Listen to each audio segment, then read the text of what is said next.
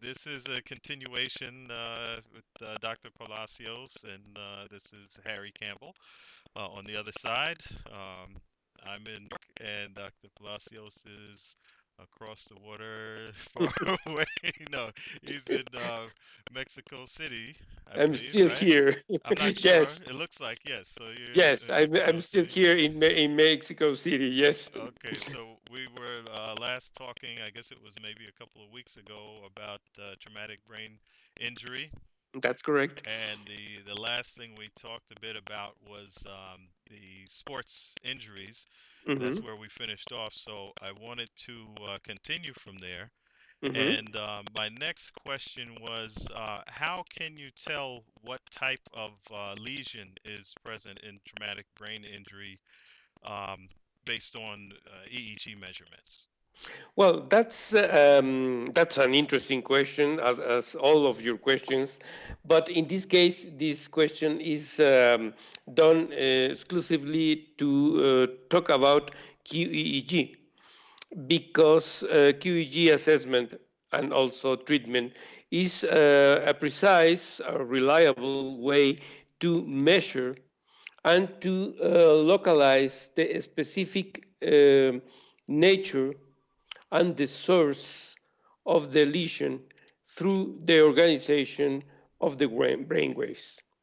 Most of the software that is working with QEG is based on the very well known software called Loretta, which is software developed for that purpose, just to identify where is the lesion and where does it come from by determining the precise source of the reorganization of the new distribution of the brain waves after the lesion.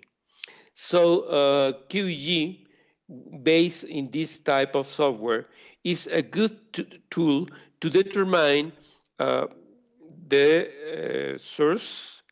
That means also the localization of the lesion and also the size of the lesion, because it is easy to identify all the areas of the brain that has been affected by the traumatic brain injury.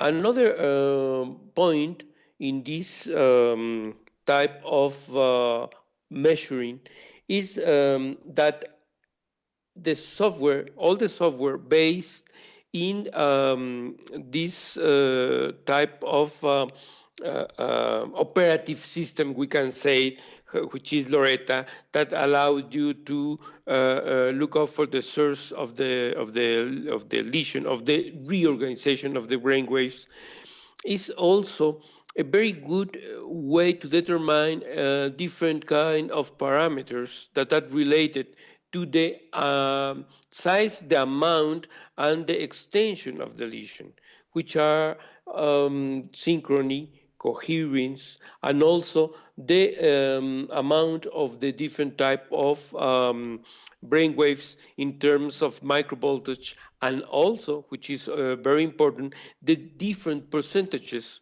also known as ratios, of the different type of brain waves, and the way it has been changing, and they are changing after the brain lesion, because that's an important point also to be mentioned, that when the time is running, the organization of the brain waves is also changing depending of the treatment or absence of treatment that the people is receiving. So this type of tools are very precise, reliable, and also can be used several times in different type of lesions and in the same type of lesion and in the same person, just to identify the evolution of the lesion and the organization and the new organization of the brain waves. Very interesting. It sounds like there's a lot of information that is available both when if you recorded, let's say, the normal activity without injury, and then looking at it after injury and the changes that may have occurred both in an individual site and then the relationship between the different sites that you might record from. How many sites might you record from, say, if there is a injury to the brain? Well, conventionally, you can use QEEG for 20 sites using 1020 technique, international technique that was developed by Jaspers since 1954.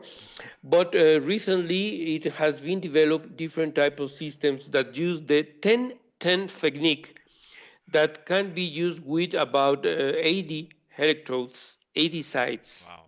In fact, there's a different name for different for new and old sites based on the technique by Jaspers, and it all depends on the use that you want to do to the QEEG. For example, it's pretty common to use more sites if you are doing research. Hmm. But if you are doing treatment, you can work with the conventional 10-20 technique, which is a lot of information Right. also.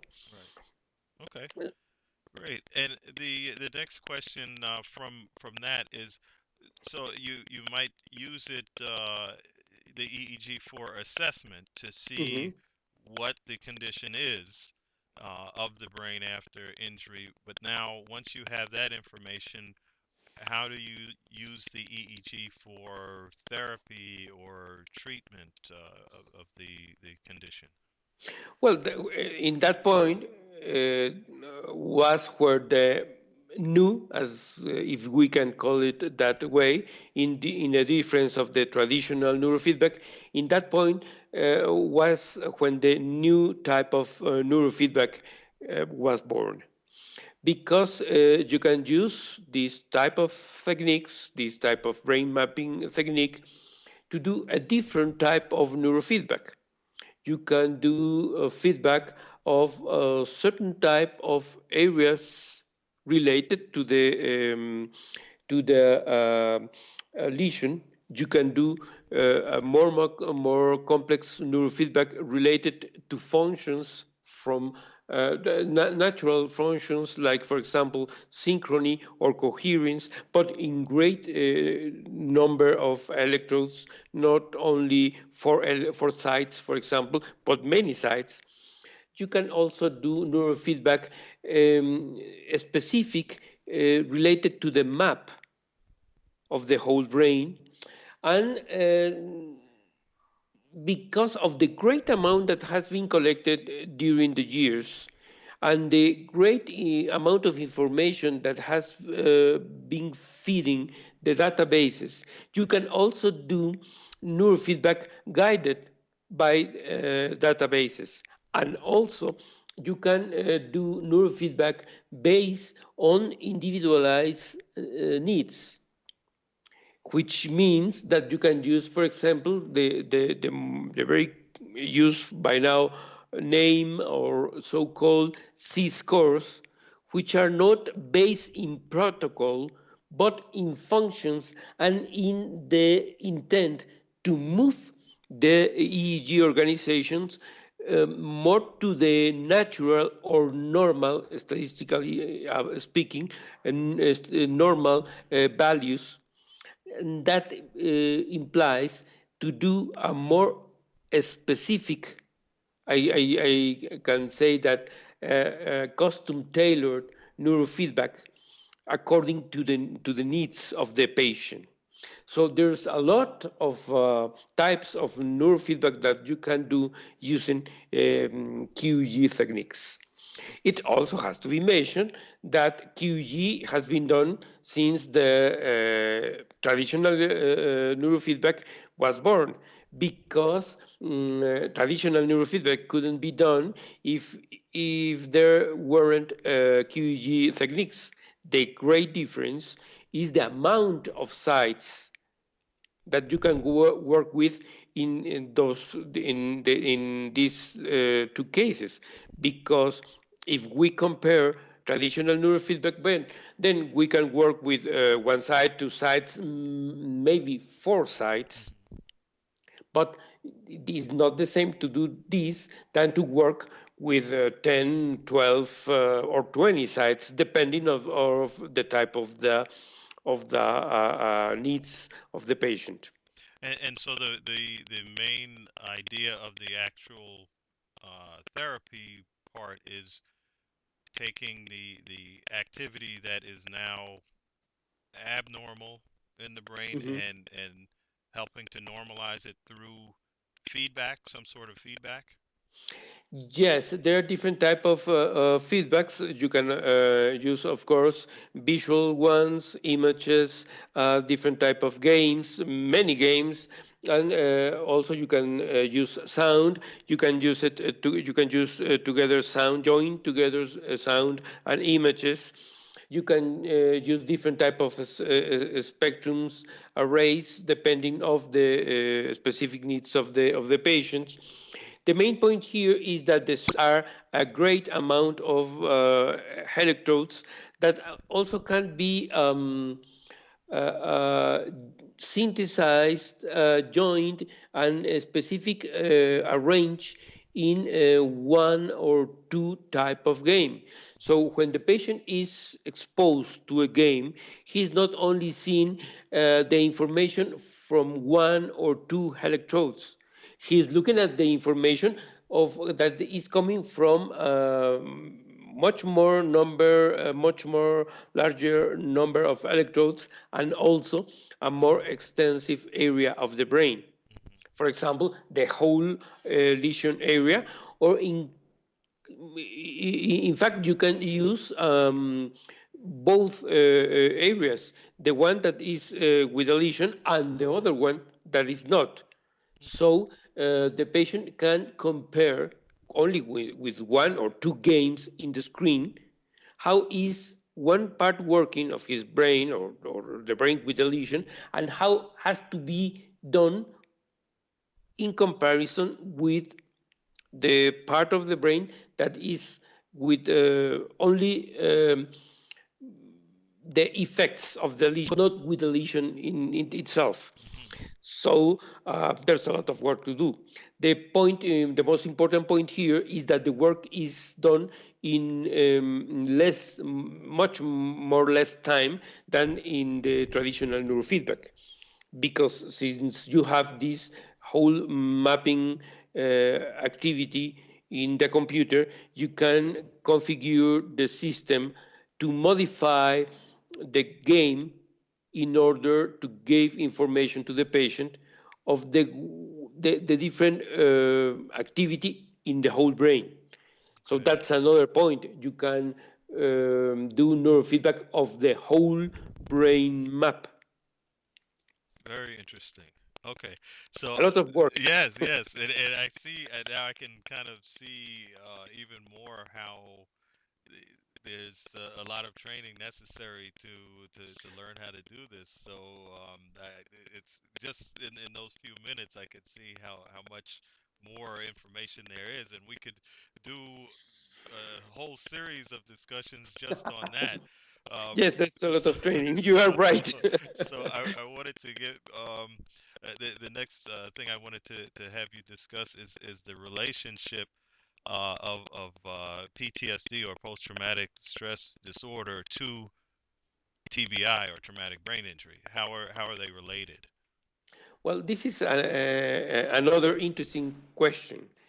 Right now, in fact, since 2013, there's no doubt that any person that has a traumatic brain injury or any type of health issue that affects severely the way of life, the general health state, and that has to be treated in a hospital, leads to PTSD. There's no doubt. The first time that I saw a patient with this case was curiously a patient here in Mexico. He is a medical doctor, and he had not a traumatic brain injury. He has a vascular event in his brain, and he was walking in the street, and suddenly he just passed out, and he wakes up 3 days later in intensive care. And his first questions were, where is my family? Where are my children? What happened to them? What happened to me? I have to take care of them. What is going to be of all us from now on? He was really scared. The vascular event was small. And since the medical assistant was in fact immediate, so they moved this patient to the hospital by helicopter. She received the proper attention in a very short period of time. In that time, Mexico City was with much more with more facilities to attend the people, because there were less automobiles, less cars. It was much more easy to attend the people. So he was in good health after this small vascular event, but he was with a big PTSD sequel. He was really afraid. He was afraid to be out in the street. He doesn't even want to work. He didn't want to go to the hospital again to work. He didn't want to leave his family. He was afraid of leaving, in a few words. This was the first case. It was rare. I was working with traditional neurofeedback, and I thought, well, this is both a case of brain lesion, but also a case of PTSD. And since the brain lesion was almost with no consequences, I centered the therapy in the PTSD sequel. But time has come. There are many cases reported all over the world. And now many specialists agree that this type of health events are also life events, changes in the life. In many cases, you can say this was before and now it is after, and it is different. And many patients live more or less the same that this patient I was talking about, because they awake in intensive care, not only after 3 days, but after many, and they do not remember exactly what happened. They have a small consciousness of the setting of intensive care. They have small, brief periods of memory about the incident, about the ambulance, about the first attention that was taken when the health event was occurring. So these are all the elements for a big shock. And they leave, after they are getting better, all the components of PTSD. Right. They have flashbacks. They have sleep disorders. In case of TBI, they have more sleep disorders, not only those related to the traumatic brain injury. They also have autonomic nervous system hyperactivity. They also have all these components of the PTSD that are related with anxiety, and also they are living with these big components of hyperarousal propers proper to the related to the PTSD. So it's common from some time ago to give the proper attention to these patients, also related to the PTSD. The soon the patient receives attention for both TBI consequences and PTSD, the better that could be react to the situation that has he or she have lived. But it has to be considered that both type of health issue occurred almost at the same time. Almost as you were talking, I was just thinking about many of the types of situations that would bring on traumatic brain injury, like we talked about last time, Mhm. and the event itself can often be traumatic. Yeah. Whether it could be a vehicle accident, military activity, any of those things, and even a bad fall or a abusive situation, any of things would just in itself be traumatic and Yeah. could also cause PTSD in itself, but at the same time they're getting the brain injury. So it's how do you decide which one you're treating, or do you treat both together?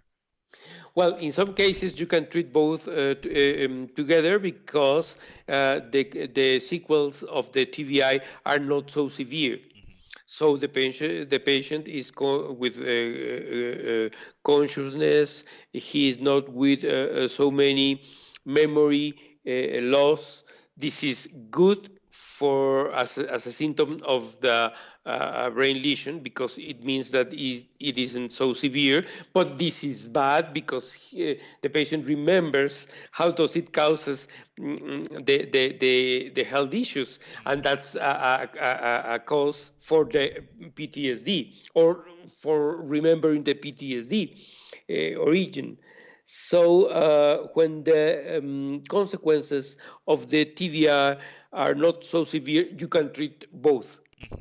But when the consequences of the TBI are severe, you first have to give attention to the TBI consequences, and then immediately, as soon as it is detected, you have to attend to treat the PTSD with all the symptoms. The problem here is that in many cases, the sequels of both can be permanent Mm. because some cognitive disabilities are permanent, some mood disorders are permanent related to TBI, but got bigger Hmm. related to PTSD. For the moment, these two events are big enough to receive special attention in any cases, and also in all the cases, and also it has to be considered that it has to be done a lot of research Hmm. in this area. I just received, curiously, a paper yesterday, or the notification of a paper, a new paper yesterday, of maybe the day before, about a new research, just of December 2013, related to both issues, Hmm. PTSD and TBI, and it is going to be much more common to see both diseases reported together in different type of research. Hmm. Well, that's it's good that they're starting to notice that more and talk about it together. The final question for today that I wanted to ask you is we've been focusing on the EEG neurofeedback QEEG, and I know that you also use what's called peripheral biofeedback for those of people who might be viewing this that are not familiar with the difference. Peripheral biofeedback, we're usually referring to EMG for muscle activity, skin temperature, skin conductance, heart rate variability, respiration, compared to what we've been talking about, EEG, that has to do directly with the brain activity. Um, Peripheral biofeedback, a lot of times people tend to think of it to be used for certain problems, and then EEG or neurofeedback to use for other types of problems. Um, would you also use peripheral biofeedback with someone with a traumatic brain injury? Well, if there are PTSD consequences, you have to. Mm. You have to. That's a need. Um,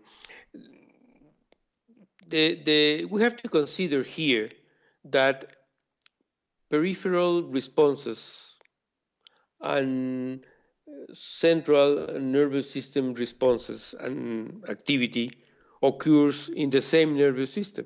So it's all tied together. It's all tied together. Uh-huh. There are only human-made divisions of the brain activity and the central and peripheral nervous system activity. But those are man-made divisions. Those are not real divisions. So when one part of our nervous system is affected, the whole part is reacting. I have had good results treating the patients as a whole, the nervous system as a whole, and paying attention to the whole responses. For example, if you are going to treat anxiety, or if the patient is afraid of the future related to the illness, in this case the TBI, you have to treat also the hyperarousal, no matter if there is not a PTSD declared. So it gives you good results, just in the case of the autonomous nervous system. But in the case of the peripheral, like for example the muscular activity, sometimes you have to work with this type of biofeedback because the patient could have motor disabilities.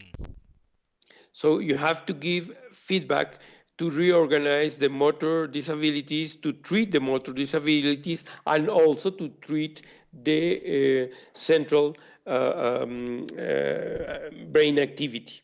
It is very important in these cases to work with systems that allow you to do the work at the same time. For example, to work with DMG and to work with temperature, with the skin conductance, with respiration, and also, of course, with the brain activity. There are no complex systems to do both at the same time. QEEG systems are specific to do QEEG. And they do not have channels and any type of sensors for doing biofeedback. And biofeedback systems can do both, but with a very limited amount of channels for doing EEG. So you have to join both systems. It is sometimes a little bit difficult, but it is funny also. You can enjoy yourself working with what I call quantitative electrophysiology, because you are doing quantitative electrophysiology in these cases, both peripheral, autonomic, and central, and can give you a whole mapping of the nervous system, and you can do rehab in these cases, attending all the disorders that are present with these patients. So it all depends, but it's important to do. So it sounds like you get very creative with the technology and your experience and background and knowledge. You can do a lot of exciting things. It sounds like. Well, yes, you can do a lot of exciting things. For example, you can use systems for quantitative EEG Hmm. with one computer in one screen and one big screen, for Hmm. example. And in the other point, you can do peripheral and autonomic biofeedback with another system and another computer. We'll have to do that one day with you. Yeah, yes, it is very interesting, Yes, yes. and with the new systems, both computers and also screens, you can do it with no much Hmm. difficulty, and with no you do not need much space Hmm. and bigger space because you can join all together, and you can do it easy for the patient. Right. Great. Well, this was great. I think we've finished up the questions that I had on traumatic brain injury for you, and I enjoyed talking to you again as always. Now, just give me your I have your contact information, but give your contact information for anybody who's watching if they Well, want to find out more. Well, it is www.biofeedbackcentermr.com. Okay. Um, that's our website, and we are with information there that could be interesting for anybody who needs it. Great. So, and I'll again, my website is www.biofeedbackinternational.com. And my name is again Harry Campbell, Biofeedback Resources, and there's information on our website as well, different information.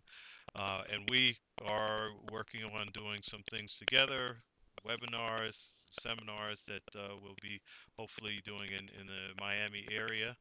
Um, and of course, the webinars can be anywhere that the person has internet access, and we're also going to make some of those available for purchase afterwards if a person can't attend a live webinar. But you can visit the websites and get more information on that. But really enjoyed talking to you again, and we'll My talk again pleasure. soon.